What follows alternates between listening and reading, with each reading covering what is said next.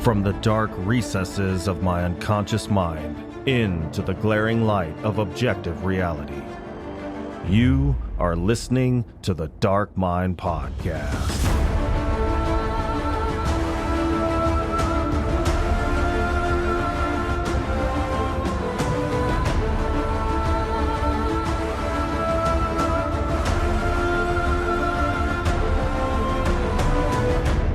Hello, everyone.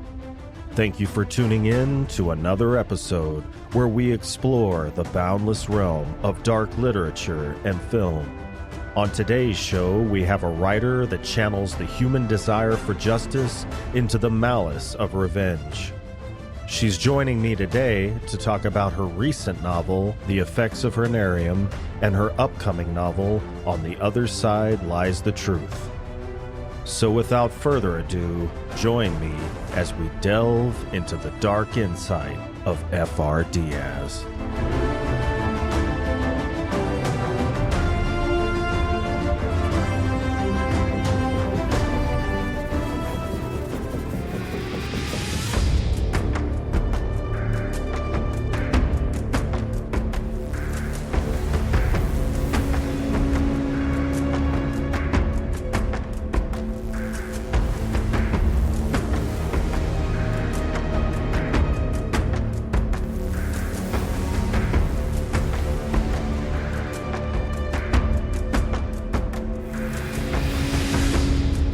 Francesca, welcome to the show.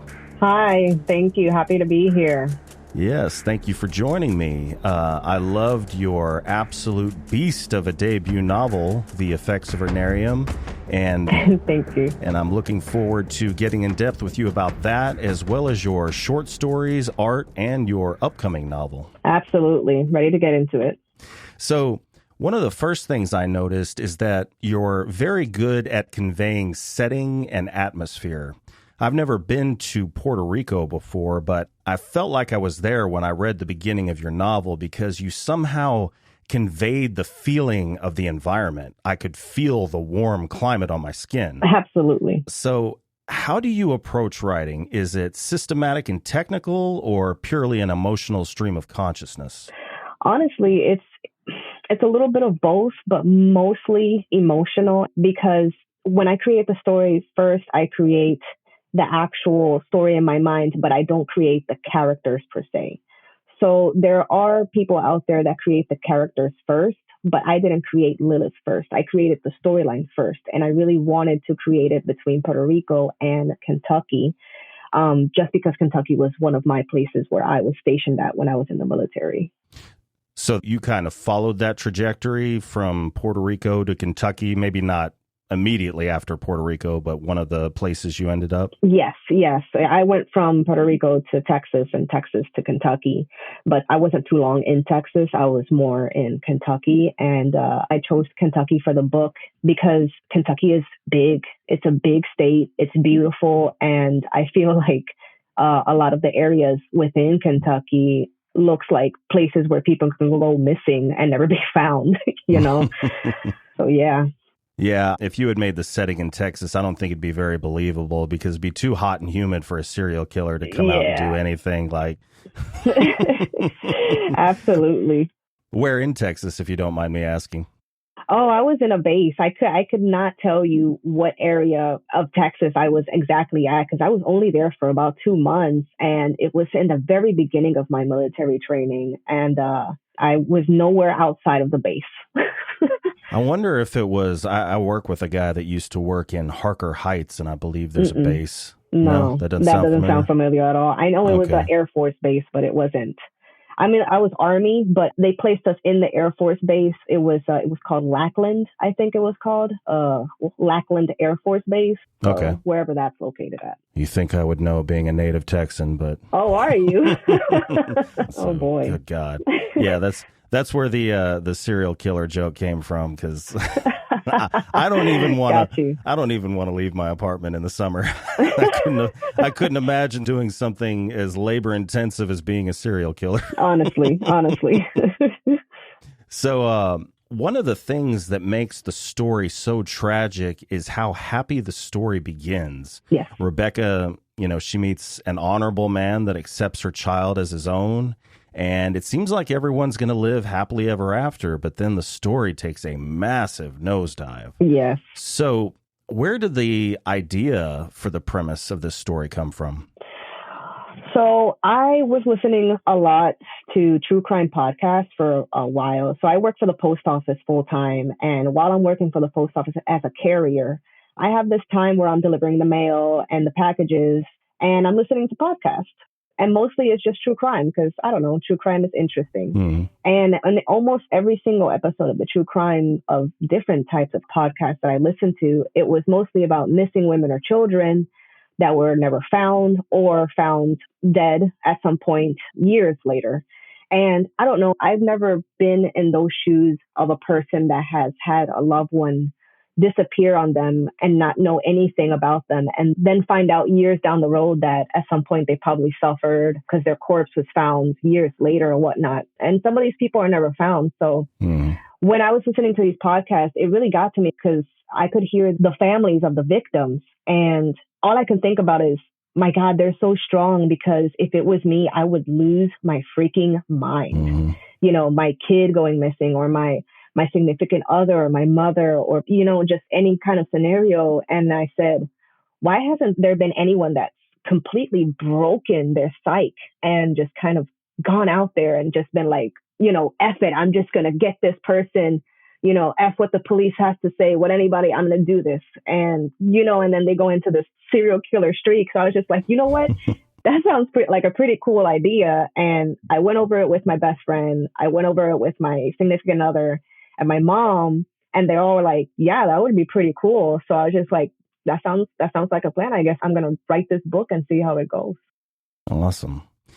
Have you ever met anybody, just kind of as a brief aside, that is just like you, loves to listen to true crime podcasts about true accounts of people that have come up missing, and you find out later that they were kidnapped, tortured, and the like, but if you ask them if they watch horror movies or read like horror novels, they're like, oh no, I can't handle that stuff. Have you?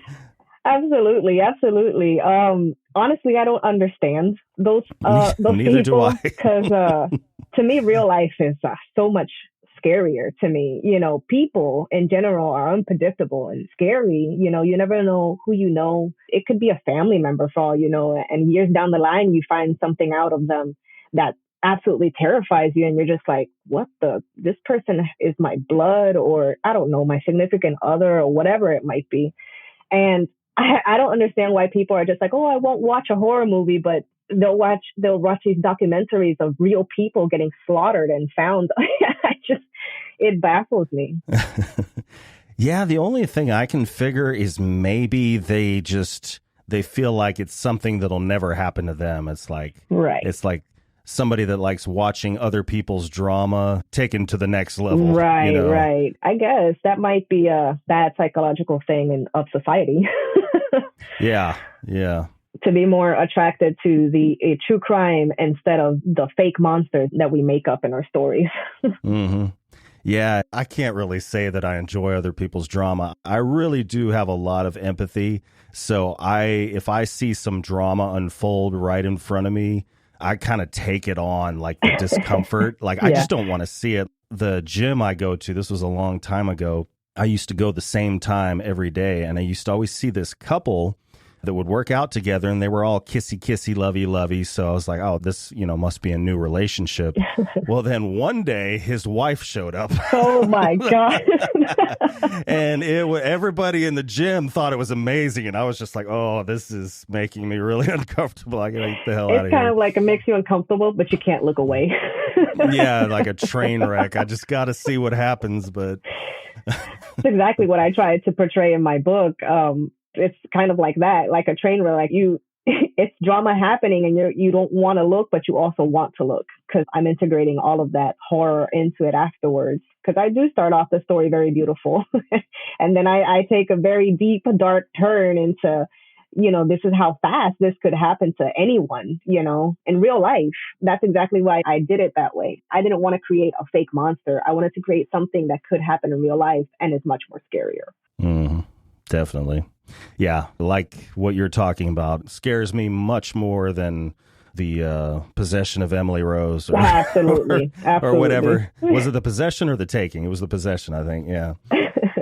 So, well, speaking of demons, when I realized the main character's name was Lilith and found out what she was capable of, I thought of the demon Lilith. Yeah. And I wondered if she was an inspiration for the character's name. And sure enough, I found a description of the demon Lilith on your social media. Yes. And in Judaic mythology, Lilith was Adam's first wife and was cast out of the garden when she wouldn't submit to Adam. I think specifically he wouldn't submit to having sex with him in a missionary position. Yep. She wanted to be on top. Yep. So she was then demonized and turned into like this succubus-like character that attacked men in their sleep. Yep. So I definitely see a lot of parallels between the two characters. But what aspects of the story of Lilith the demon did you want to convey in the story of Lilith Simmons? Well, here's the funny story. I didn't even want to call her Lilith at first. Like I said before, I created the story before I created the characters. In my head, what I told myself was, what kind of a movie would I like to see on the screen? Well, I would like to see a badass chick, right? And she's going behind and killing all of these other bad people, bad men specifically, because of something that happened to her. I don't know, in her past. Something broke her. That's how I created the whole story of Lilith. But when I started looking for the names, I was just like, I really wanted to capture people's attention, people that might know about the mythology of Lilith. And I said, you know what? I'm going to look up different names for female demons. That's how I started. I looked up the female demons, and that's when I found Lilith. And when I read about Lilith, the demon of mythology, it had a lot of traits that I wanted to integrate into my Lilith, because the mythology of Lilith is she went around and killed men and children and babies and whatnot. But I didn't want my Lilith to be that way. That's why in one point in the story, she said, Lilith has been reborn. And instead of killing children and babies and men that haven't done anything, she's just been reborn to just kill all of the bad men that she can find. Yeah, I forgot about that. She devoured the babies, didn't she? Yeah. Oh my God. She was actually called the Night Monster, is what she was called in mythology. Yeah, because I think it was like the back in those days boogeyman. So it was basically that, I guess. When you were doing your research, did you see the sigil of Lilith? I don't remember seeing the sigil of Lilith. Yeah, there's like pretty much all the demons, whether it's Belial, Leviathan, whatever, they all have their own little symbol called a sigil. Okay. And the one, you should look hers up. It's pretty badass. Might be a tattoo idea. Another one for the body. Yeah, I mean, I don't know. Hopefully it won't influence you to eat children, but so Lilith's father, Kenneth, is portrayed as a very honorable man in the story. And from what I gather, was written with a lot of respect. Absolutely. I noticed in the acknowledgments at the back of the book that you give special thanks to, I guess it's pronounced German? German, yeah. German, okay.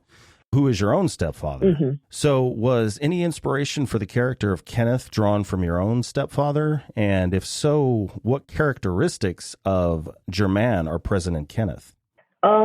Actually a lot, except for maybe Kenneth's outburst, his anger at one point. My stepfather was every single example that I always wanted in a real father. My father wasn't very present. And when Jermaine came into my life, he came into my life at a later age. I was about 15 or 16 years old.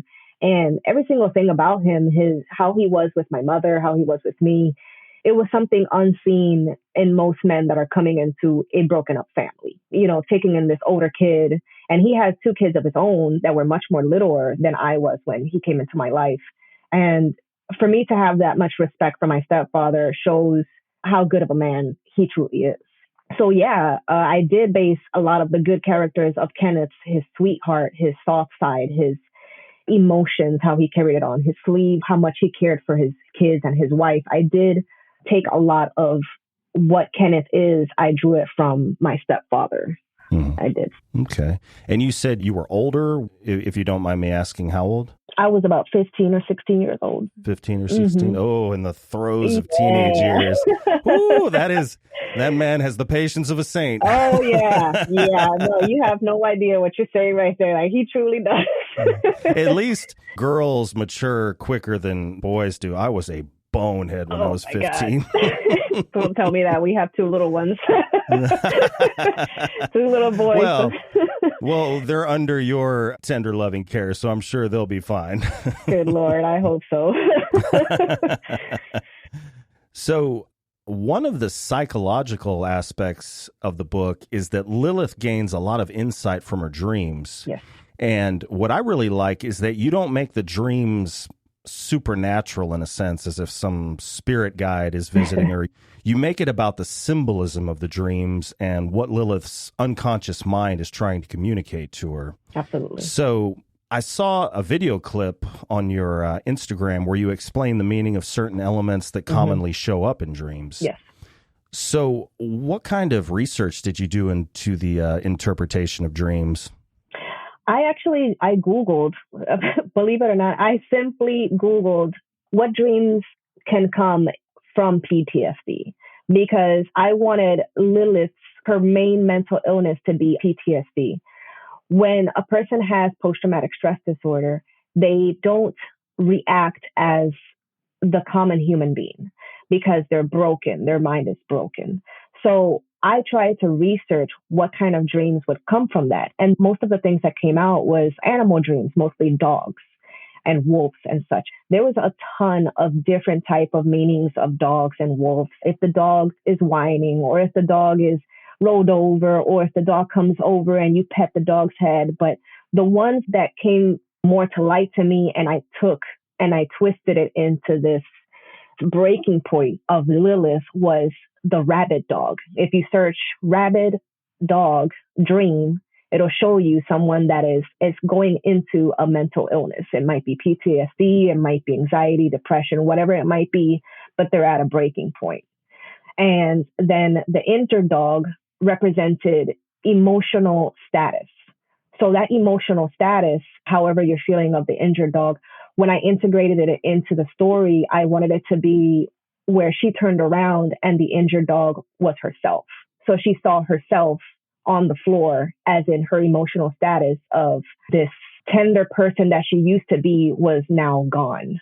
And she was now facing this rabid dog, her mental illness right before her eyes. It was her mental illness what she was looking at. And instead of treating the dog, she just gave into it. Mm-hmm. You know, as I was sitting here listening to you give that explanation of how interwoven the image of the dog is into dreams related to PTSD, I was thinking about, well, what is one of the major treatments for PTSD? A lot of people get PTSD dogs, like therapy dogs. Yeah.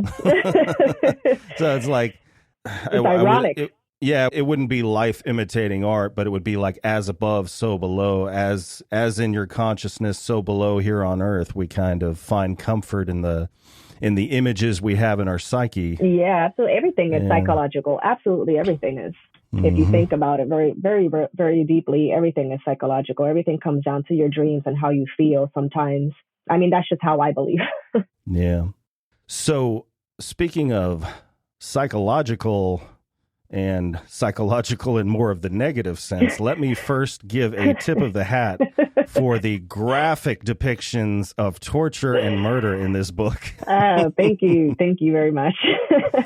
In movies that have animals in them, at the end, they always have that disclaimer that says, no animals were harmed in the filming of this movie. Yes. Well, full disclosure to those listening at home that have not read this book, multiple penises were harmed in the writing of this story, as well as some severe rectal damage. Oh, that was my favorite to write. Well, it's been nice talking to you. I'm going to go ahead and go now.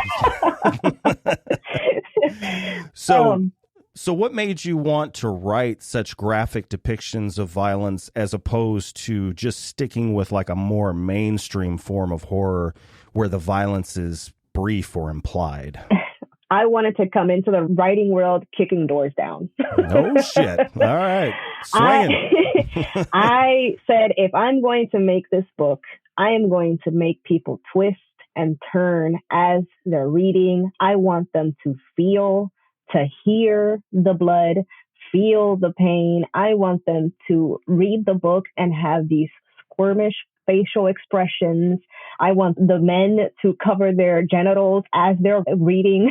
I didn't cover my genitals, but I crossed my legs a little bit. Oh, you see, well, that's still a win for me. Yeah, all right. I wanted to really, when I started making this book, I thought a lot about my favorite horror movies.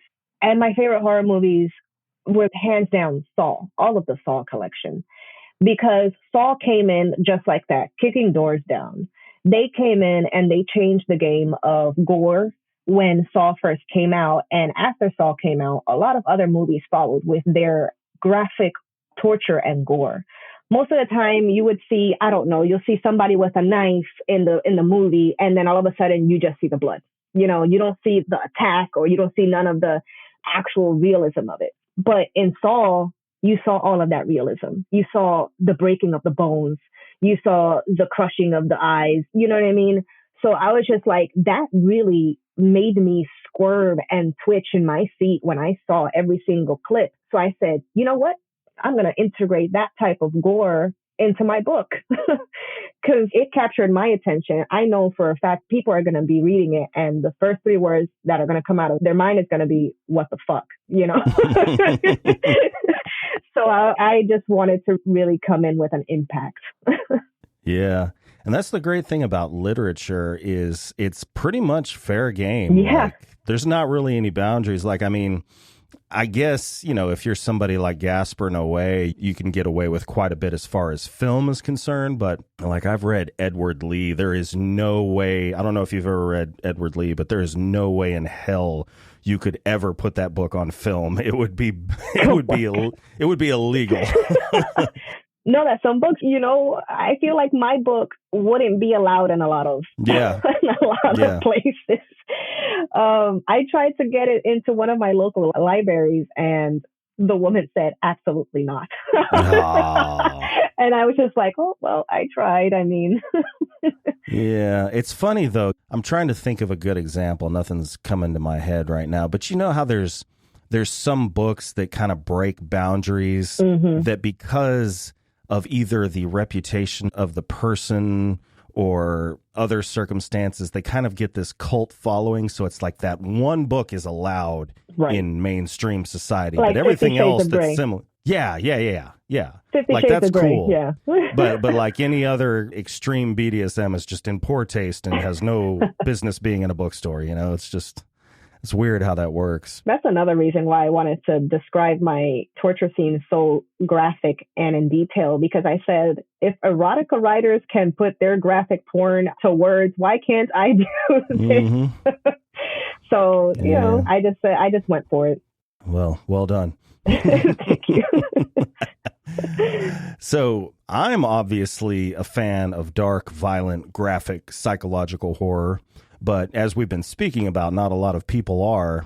And the people that aren't tend to judge dark literature solely on its content, not its quality. Yep. So have you ever met anybody that is able to park that aversion to the dark, to the graphic, and maybe told you, hey, I really did not like your book. I just don't like that kind of content, but God damn it if you're not a good writer. Absolutely. Actually, my uncle was one of my first readers. My uncle and my mom, really, my family, I'm the black sheep of the family. And I don't say it because of LGBT or anything like that. Absolutely not. My family is very accepting, very warming, very loving. It's only solely because it feels like I'm the only one in the family that loves the horror genre. So when I came out with this book, I was so excited. And I'm just like, hey, Mom, this book, you don't have to read it. I just want you to have it because it's very graphic And my mom's like, oh, okay, I'll read it anyways because, she's proud of me and whatnot and she loves me and I'm her only daughter. So she read it and she was like, she just couldn't believe what she was reading. And she said this did not come from my baby.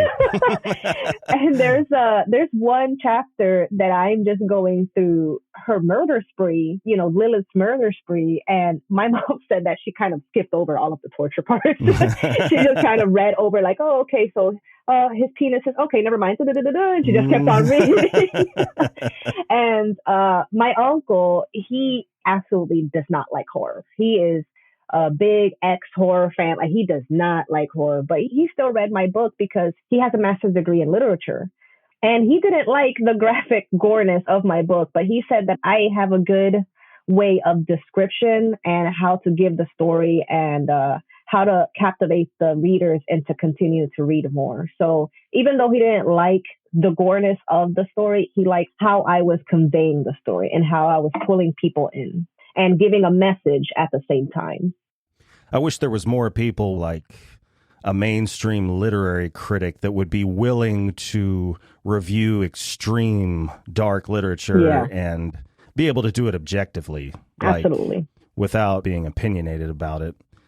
So yeah, absolutely. He even rated my book, and from his honest point of view, because of the way he doesn't like horror, he gave it a 4-star. And I was so grateful for that because I admire him so much. I feel like he's one of the smartest people in my family. And for him to have a master's degree in literature and give me a 4-star and tell me all of these constructive criticism was like, it was 5 stars for me. You know what I mean? Like, his 4 stars for me was just, I don't know. I just really like the honest opinion of him, especially because he's family, and family sometimes can be like, oh yeah, you did nice. And then turn around and be like, oh, that was horrible, but he was very, very honest about it. And I love that.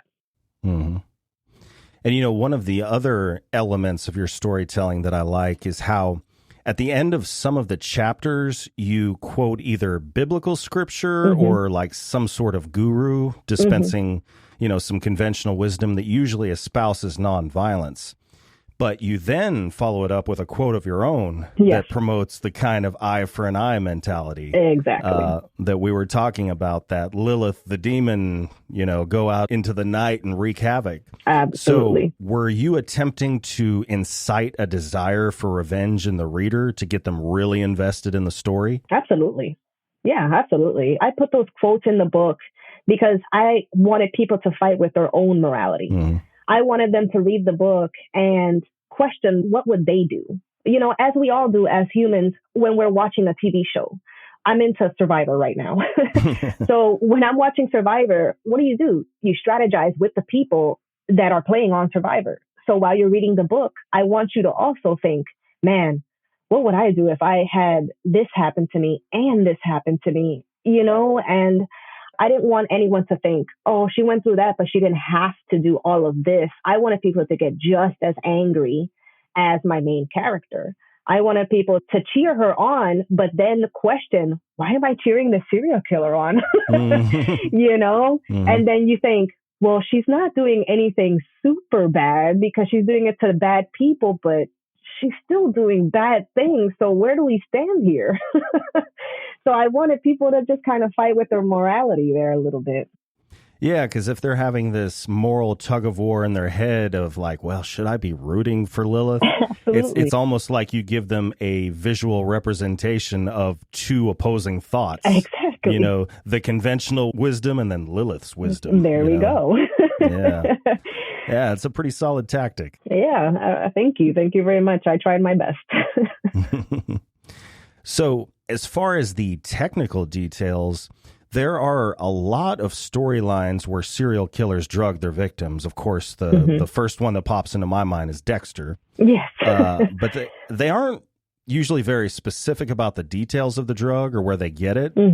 So where did you come up with the idea of Lilith using the drug ketamine? Because I know from my day job that ketamine will completely incapacitate somebody because it's a dissociative anesthetic, and its pharmacology is actually perfect because it's got a short half-life, so it only lasts for about 20 to 40 minutes. So that's plenty of time to get somebody subdued, but not too much time to where they become conscious shortly after. Yeah, absolutely. So should I be worried? Well, when my coworkers, some of my coworkers read my book, they were worried. They're like, you've put way too much thought into this. Wait, I can't be your friend anymore. When I was doing the research for the book, I didn't want to be like other serial killers. Most serial killers in real life, which are mostly men, they would either, I don't know, have a gun in their hand or a knife, or they would sneak up on somebody and choke them to death or whatever it might be, you know? And I said, I need Lilith to be much more smarter. I need her to be calm, cool, and collective. There's a difference between a female serial killer and a male serial killer. Men serial killers are much more impulsive. Sometimes they do want to finish the job quickly instead of slowly. A woman, when she comes in for vengeance, women are not very good. Hell hath no fury like a woman scorned. I tell you, a woman's vengeance, and when her mindset is stuck on one thing, she'll take her time with her vengeance. So when I was looking up the drug of ketamine, I wanted her to be able to have this type of access and not be pursued by the police so much. I wanted it to be very hidden. So I started searching what would veterinarians give to animals, you know, so they can put them to sleep. And when I researched ketamine, I also saw that ketamine is also used as a street drug sometimes. It could be used for a supplement for meth, is what I read up on. So when I saw that, I said, that's perfect. You know, so that's why I picked ketamine specifically for that, because GHB is also a very well-known anesthetic drug that's used for date rapes and such. But I didn't want her to use GHB because her main thing is because of the association. Absolutely. Because of the association. So I said, you know what? I'm going to make her, she's a veterinary assistant that she's had enough, and she was in the military and this happened to her. And you know what? It'll blend in well if it was real life. Not telling anyone out there to do this in real life. Yeah. You know, I don't know about ketamine, but like definitely now after the advent of the opiate crisis, I'm sure any sort of medical facility that has narcotics is closely watched by the DEA. But before that, I would assume you could probably get away with lifting ketamine from a vet pretty easily. Yeah. So, and I forget the time period that this book takes place in. It's in 2011, I think. 2011. Oh yeah, well before the. 2016, I mean, people had problems with opiates, but they didn't have their eyes really on it the way they do now. Absolutely. Yeah. So let me just say that I love your dark aesthetic, from the artwork on the book cover to the video teasers you've released for both of your novels, which, from what I understand, you do all yourself? Yes, I do. Is that correct? Yeah. Yes. So do you have any classical training in graphic design and video production, or are you just an autodidact? I am an older generation of the millennials, so I just kind of learn. I'm a visual learner. I did, before I went into the military, I took one semester or half a semester of graphic design. But back in those years, graphic design was much more complicated than it is now. Because it was a newer software, you know, Photoshop and all that was still pretty new. It was much more complicated to deal with. At least for me, it was. And I didn't really finish it, but I've always loved it, you know. And after I got this book out, I started putting it to practice again. But I don't use Photoshop. I don't use Adobe. I don't use none of those programs. I literally use 7 different apps on my phone, literally. So I take pictures, and it's all for free. I don't pay more for anything. I look up pictures on Google, or I might draw it myself because I can draw as well. So I'll look up pictures and I'll combine different types of pictures. I'll take the background off. I put it on some other background. Then I use a different app to create the effects. Then I use a different app to extract the music and put the music in. Then I use another app to put it all together so it can all fit together. And then I use another app so I can make it compact and compartmentalized for the Instagram post. So yeah, it's a lot of work. And I imagine these aren't like standard workflows that you can just look up. You get in there and just start moving stuff around and seeing what works. Like it's absolutely. You can just figure out methods that you could probably start your own YouTube channel. Call it Graphic Design in Your Hand by Francesca. Honestly, on your phone with 6 different apps. That would be cool. Yeah. No, but I'm actually planning on opening a second Instagram to help other indie authors with their promotions. Because I've noticed that a lot of indie authors have trouble promoting their own books and stuff. Sometimes they might just put, I don't know, a picture of their book and then other books. And then that's just the same picture that they use over and over again. Or I don't know, they might make a small short reel of a picture of their book with, I don't know, music in the background. And you can't cater to just your generation. You have to cater to the younger generation and the older generation. But the younger generation is the one that's going to get you, a little bit further. So what do? What the younger generation absolutely need? They need visual content. They need something that excites them. They need the music and all of that. So I decided to just start doing everything on my own and trying to attract that younger audience towards my book. And I don't know, I play around with all of those apps quite a bit. It takes me hours. Sometimes I think my biggest trailer that's a reel, it's pinned to my profile. It's one of the first ones. It's my actual movie trailer for my book. That took me a day and a half because that one was pretty complicated to create. To make it look that real, it was complicated. Mm. The one that I shared last night? Yes. That was, I couldn't not share that. It was just too awesome. Thank you. That one took me a couple hours too. And I always try to put in the beginning, like, this is SFX makeup just in case. I don't want anyone to think that this is some picture of a real corpse that I found on the internet and I'm just using it for promotional reasons. It's not, everything that I use is just fake stuff that I find on the internet and I just alter myself. Well, I read in your bio that you first got into reading and writing at age 4 with Disney books. Yes. And I would have to say that was the same with me.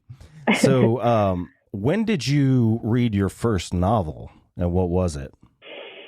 Wow. I actually don't remember novels per se. I do remember like those short, thin books, the Disney thin books like The Lion King, Aladdin, all that stuff. Oh, Goosebumps. I never really got into those, but a lot of horror writers I hear that's when they were younger, that was their thing, was Goosebumps. Man, I remember reading the books in school when it was time for, our reading sessions back in the day when there were still reading sessions in school. And I remember being so excited to just sit down and like go to the horror aisle, pick out Goosebumps and just sit there and read that book. And at home, I used to watch also the shows. And I remember the little music of Goosebumps used to literally give me goosebumps. And I don't know, when I was a kid, that music was terrifying to me. Yeah, I spent, I think, all but 2 years of my school from kindergarten to high school in various Christian schools. So I don't think I ever had access to Goosebumps. I think they were like considered evil, so they weren't in the school library. So probably had, the Left Behind series, which is probably, I don't know if you've ever read that, but if you're young and you're like, oh, the world's going to end, and if I'm not saved, I'm going to get my head chopped off. Like, no Goosebumps stuff. No, none of that shit. Oh my God. It surprises you. Society surprises you, honestly. Mm-hmm. Well, so is The Effects of Her Nerium, is that your first attempt to publish, or had you had previous books that you had shopped around anywhere? No, this is my first and only book I've ever had. I've never had even short stories before this book. Yeah. So like I said, I wanted to come into the writing world, kicking doors down. Yeah, you came in, you hit the ground running. Exactly. So that's for damn sure. I know my significant other really cheered me on. My best friend cheered me on, but I'm not sure if anyone else was like, I don't, you know how some people are just like, yeah, that sounds great. You're writing a book. And then they turn around and they're like, they're never going to write a book. That's so stupid. That's a dumb idea. Yeah. So I'm sure that there was a lot of people that said, sure, yeah, you're writing a book. And then they didn't believe me. You know what I mean? But now I'm over here like, what's up? Yeah. What's up now? Well, I mean, yeah, suck it. Well, you know, it's weird, though. I'm sure you're probably one of the few people that they've probably ever heard say wanted to write a novel and actually followed through with it. And not only followed through with it, did it gangbusters. Thank you. Thank you. It actually took me a year and a half to write the book. And in you that can tell it's extremely well crafted. Thank you. And in that year and a half, I went through hell, let me tell you. I cried, I whined, I called my mom whining like a child. It was hard because I was doing everything by myself. I didn't have any help, not even in the editing part. I didn't meet H.D. Scarberry, my editor, until after my book was published for over 6 months. So I had this book out that had a ton of errors and people were still liking and still buying and still giving me good reviews, even though I needed editorial help. So it really made me feel good about my writing and my story. I mean, not my writing per se, but the way I craft my storylines. I can tell you, if I was to grade myself as a teacher, my writing is a B minus. But my storytelling, I feel like, is an A plus. I don't want to toot my own horn, but I do feel like I'm a good storyteller. Not writer per se. That's why I need some help with that. But I do feel like I'm a good storyteller. Well, so are you an outliner or a pantser? Because I've asked people that question, and a lot of times if they are an outliner, they'll say, I'm a very like bare bones, like I make the skeleton, but then I just kind of, as I go, fill in the spaces in between. I can say it's a little bit of both.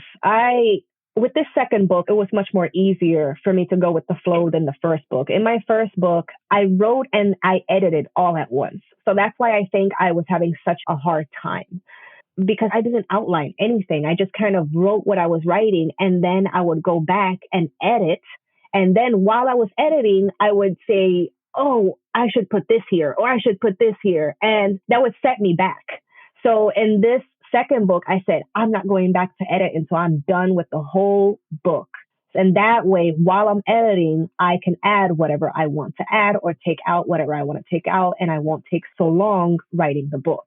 So it actually worked out better for my second book than my first book, because my first book, I was still learning and I have no idea how I got here. I would imagine just perseverance. I'm not a quitter. I tell you that much. I am not a quitter. Yeah, that's got to be rough, especially if you're in the creative flow, like some particular scene has just got your juices going. And then you're getting bogged down by like, wait a minute, does a semicolon go here? Yeah. Is this a paragraph break? What the hell? You know? Exactly. Yeah. So that, set me back a little bit in my first book. In my second book, though, I'm almost done with my edits, and my editor, H.D. Scarberry, she's almost done with her edits on her side. So it'll be out by October, my second book, but I don't have a specific date for it yet.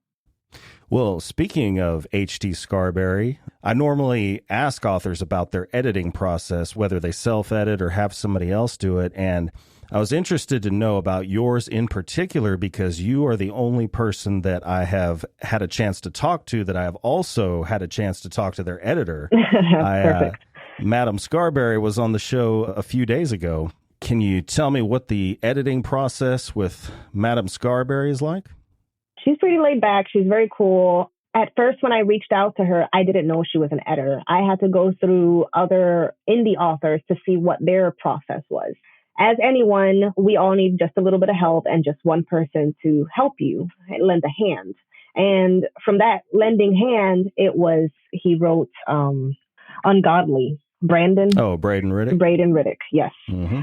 He was the one that actually pointed me towards the direction of H.D. Scarberry, because I asked him, I said, listen, did you use an editor? Because I haven't read his book completely, but I read just the first couple chapters. And I said, wow, his writing is absolutely amazing. This is so great. Yeah. And I was just like, I wonder if he had some help.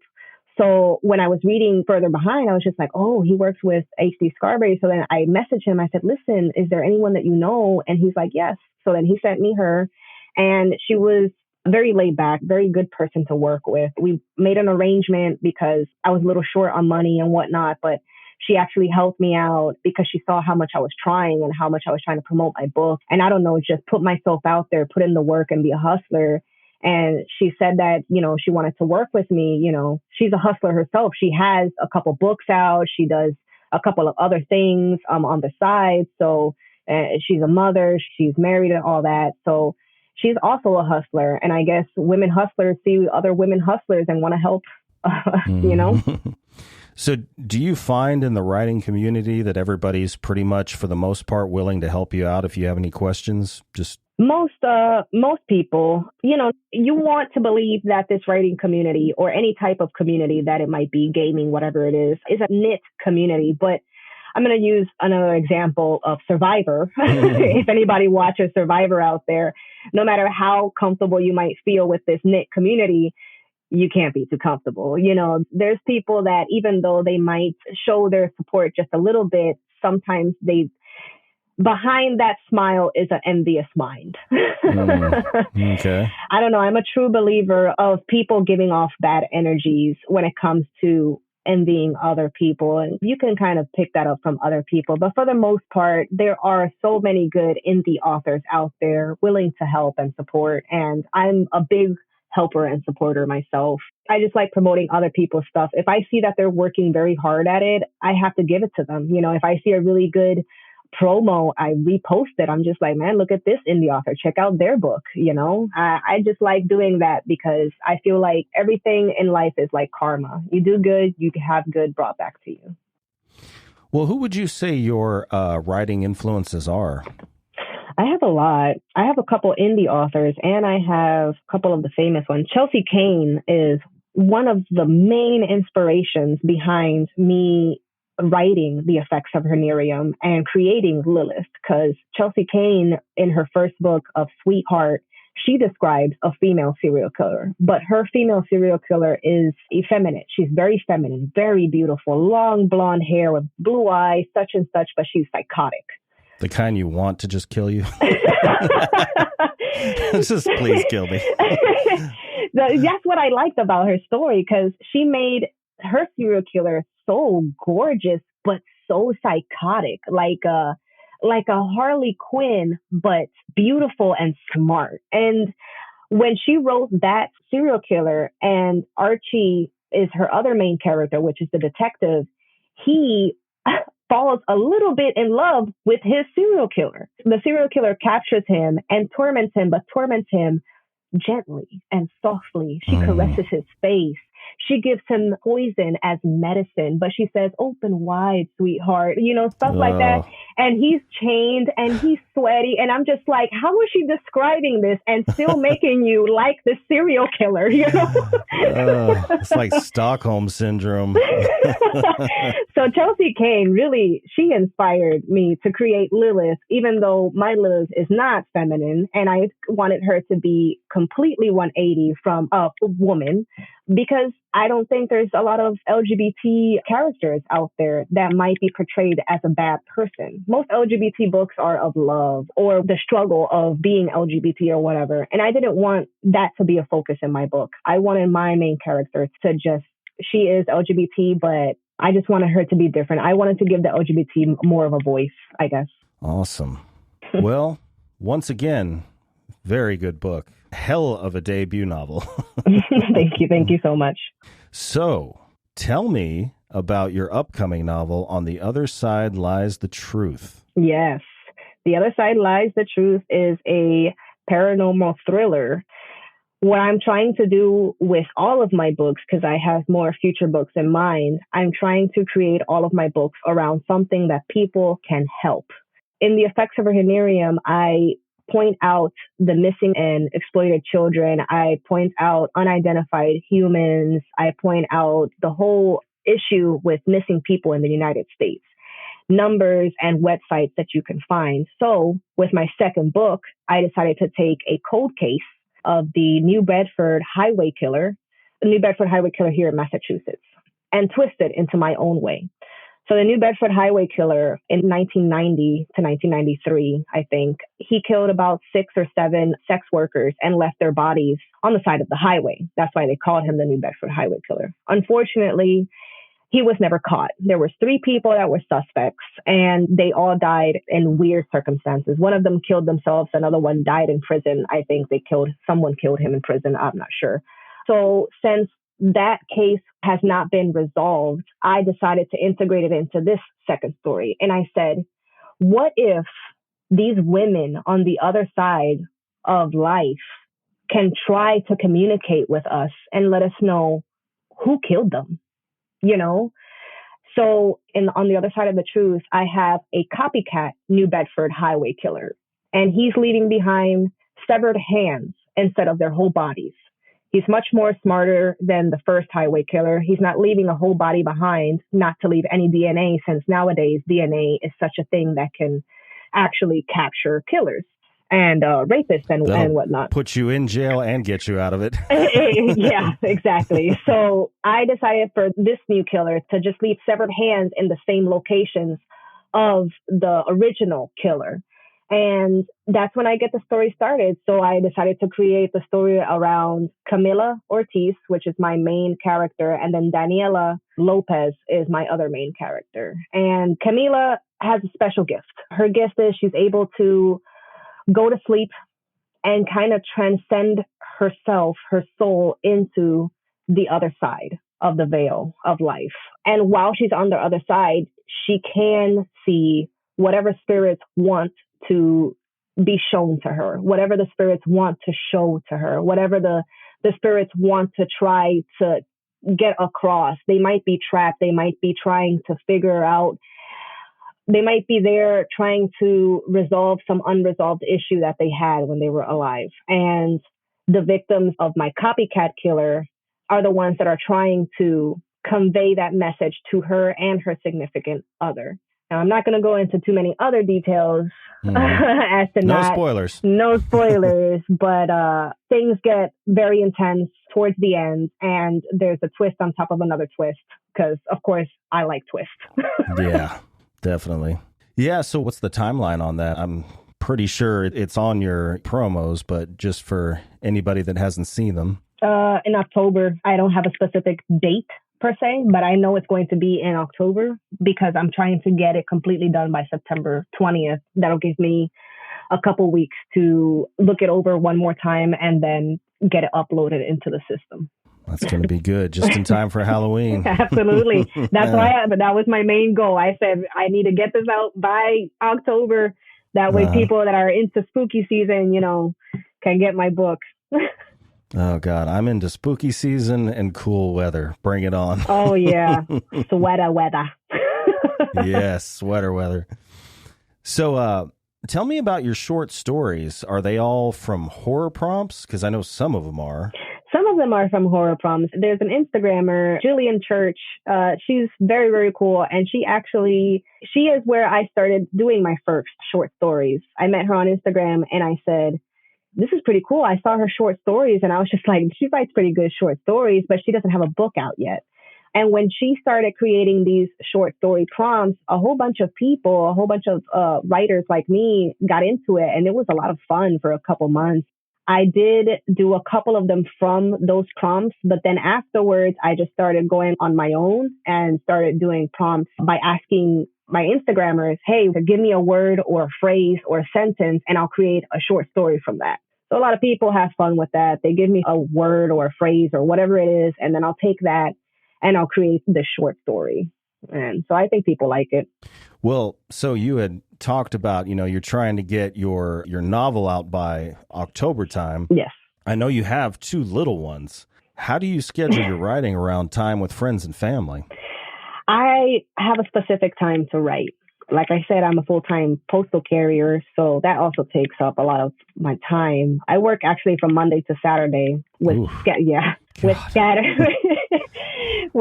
scattered Saturdays off here and there. This is one of those Saturdays that I had to ask off. Yeah. So my time is usually at night. I usually try to start writing at 6 o'clock. That's about the time that the kids start winding down. And then they go to bed around 7:30, 8 almost. And while they're winding down and, they're ready to go to bed and whatnot, that's when I'll take my time to write. But before that, there's no way I can write. I'm helping my significant other with them a lot. I want to spend time with her. So I do try to cut my time of writing is probably 2 hours in the night after 6 o'clock. So like from 6 to 8. And that's it. I don't have a specific word count. I don't tell myself I'm going to write 10,000 words. I just tell myself I'm going to write from this hour to this hour. And if it's just one paragraph, that's it. You did a good job, kid. And then I'm good. Do you ever, like, if you have a free moment and something's just really grating on your mind to get out, do you ever use your phone? Yes, absolutely. Absolutely. Because if not, I'll forget. A lot of my good ideas come when I'm working.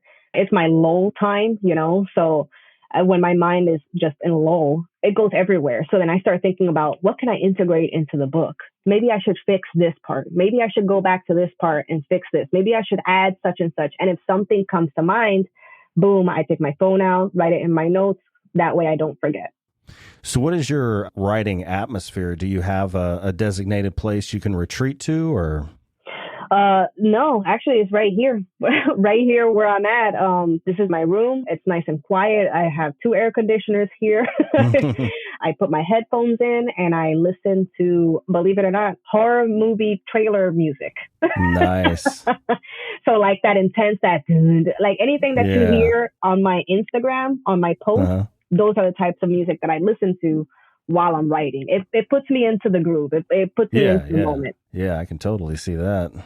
Yeah. So tell me a little bit about your time in the military.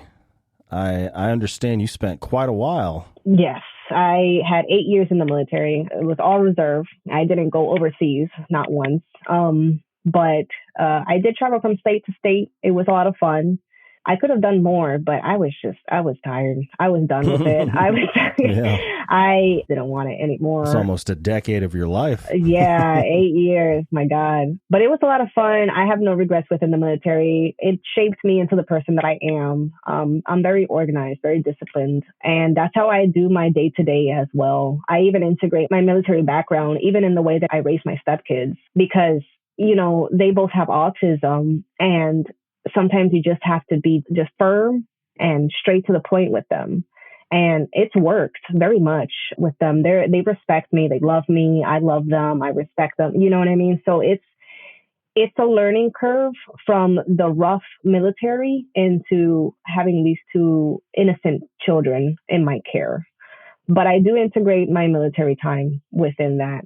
There's nothing I do in my day that doesn't remind me of the military. My organization with work, my organization with my book, the way that I raise my stepkids, the way that I look around my surroundings, at life, at everything to me, the military is integrated in me, and there's nothing really I can do to take it out. And something that I'm very proud of. I'm very proud to say that I was in the military.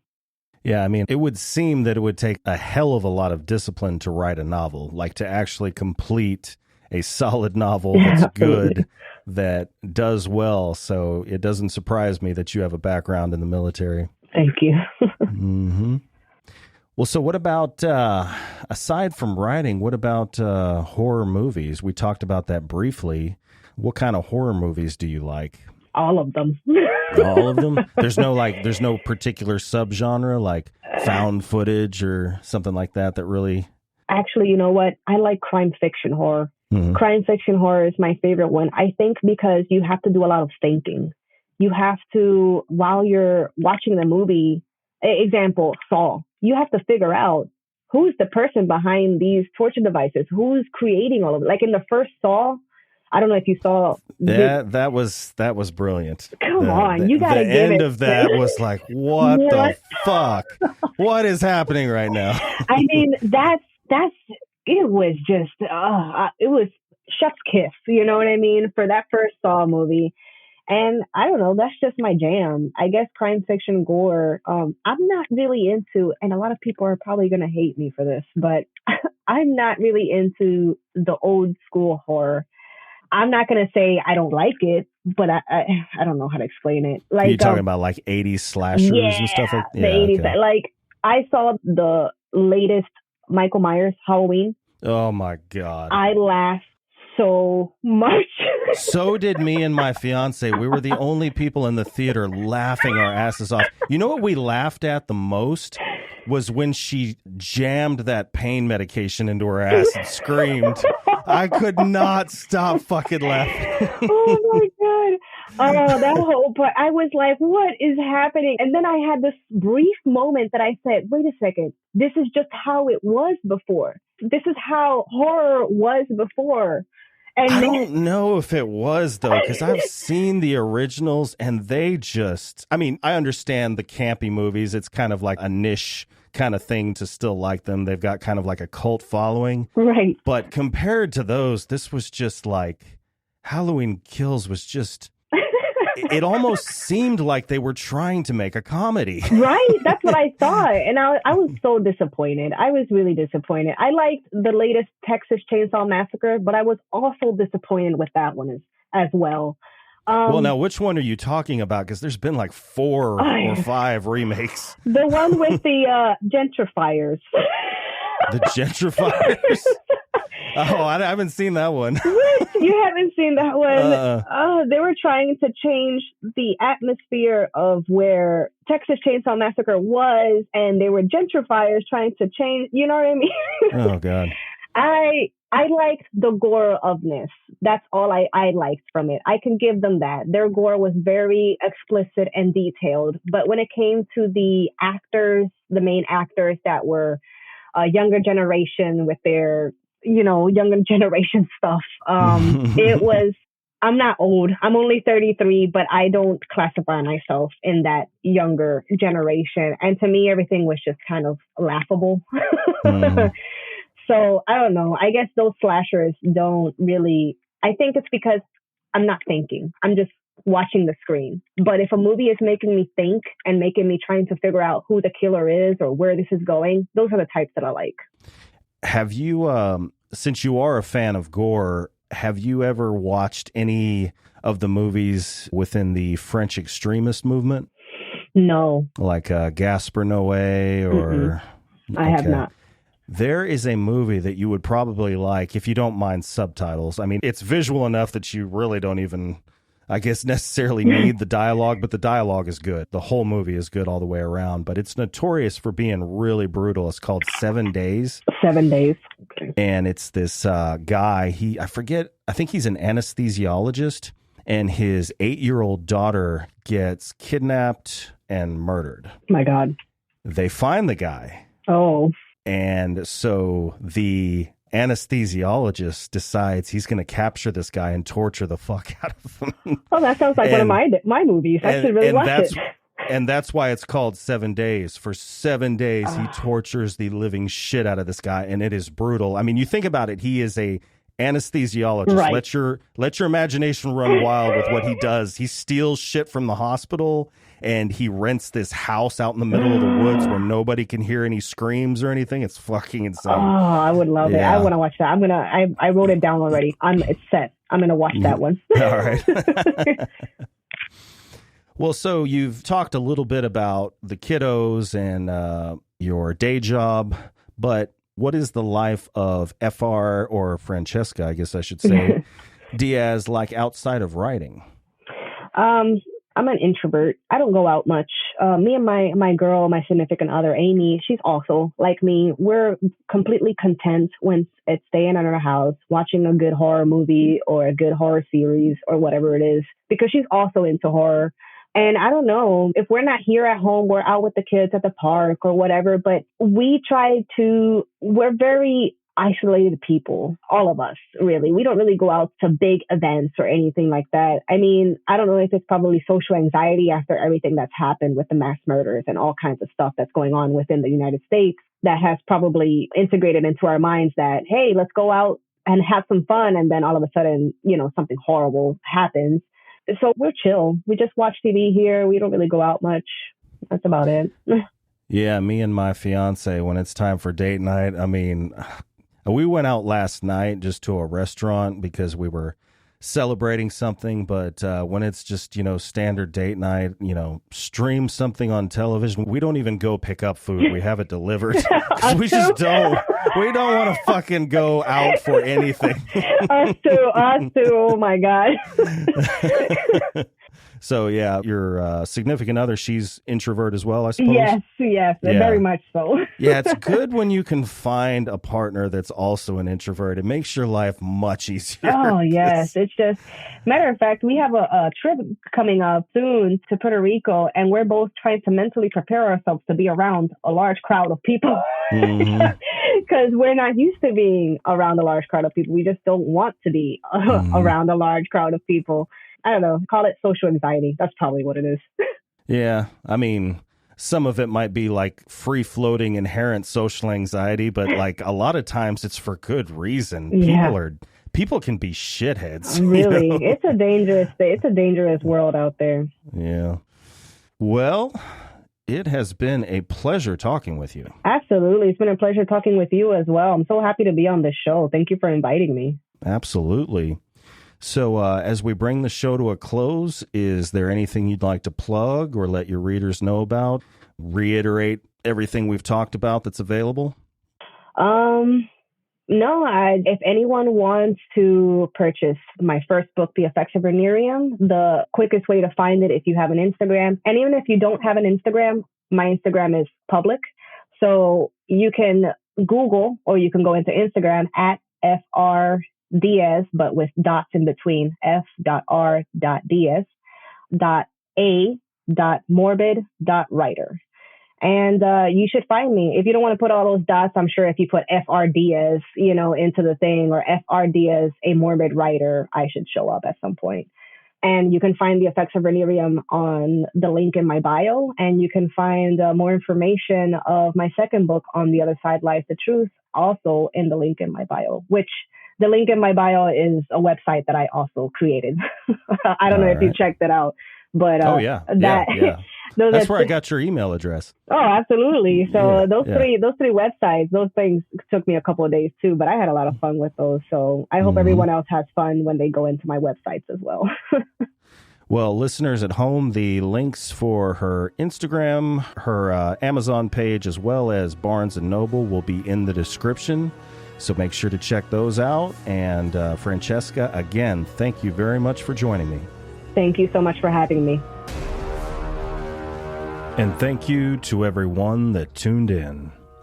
If you liked today's episode, please be sure to like, share, subscribe, and follow the show on Instagram and YouTube. Stay healthy, stay sane, and as always, thank you for listening. See you next time. Vigilante on the rise, why is it surprising? They throw agents at your boy to keep the fix divided. Frequent flyer and I always preach to fly united. Niggas be so scared to fail, that's why they keep it quiet. God flow, I know you hear it, Rock pioneered it. Gave me the wheel, then a nigga had the power steer it. Steady faking, what you making ain't no power near it. I bet this on your radio as soon as power hear it. Yeah, I wear my cape real loose, sleeves on in 2-3. Ooh wee, I'm getting new cheese, bruh. Cowabunga on a routine, that's a true thing, routine. I made a new scene. Under gray clouds, city lights, 40 days, 40 nights. It could be a short life, not a long one. When you coming from where I'm from, man, this shit feel like copper. Yeah, yeah. Man, this shit feel like copper. Yeah, yeah. Man, this shit feel like copper. Yeah. Man, this shit feel like God. Look, why you never listen? I've been had the vision. Martin Luther me, dreaming about the riches. I'ma need the rings, I'ma go the distance. Do it for my team, bitch, it's my religion. Your girl is some Christian, she ain't even Christian. They all want a bad boy when they see the piston. I'm all in my feelings, I might need a minute. I might have to pivot, I might need the digits. I learned lessons from decisions, lessons from decisions. Niggas think you stupid, they be fucking tripping. Hit them with precision, I don't fucking miss them. Keep them at a distance, I don't fucking miss them. Under gray clouds, city lights, 40 days, 40 nights. It could be a short life not a long one when you coming from where I'm from. Man, this shit feel like Congo. Yeah, yeah. Man, this shit